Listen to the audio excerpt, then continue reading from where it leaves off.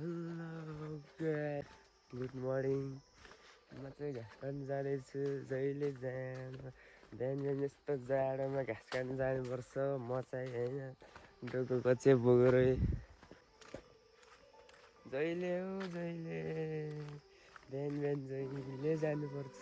तपाईँहरू पनि जानुहुन्छ कि हुन्न त्यो कुरा चाहिँ मलाई थाहा भएन।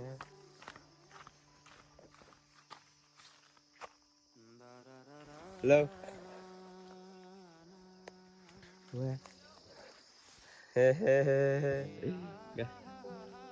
घाँस काट्दै हुनुहुन्छ रहेछ त्यहाँ पनि।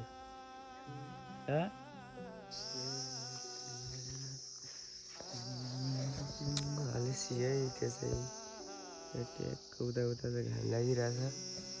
हाम्रोतिर चाहिँ अलिक 8-9 बजी मात्र आउँछ यता घाम पनि जाडोले पानी सानो हो त जाडो हुनु पनि। हाम्रो काठहरू है यो चाहिँ हाम्रो हिजो काटेको काठहरू हो यो। त्यहाँ अझै एक डुन्डो फाला हानेर मात्र गएको र चिरा हानेर कि फाला हानेर भन्छ त्यही। तिम्रो नजर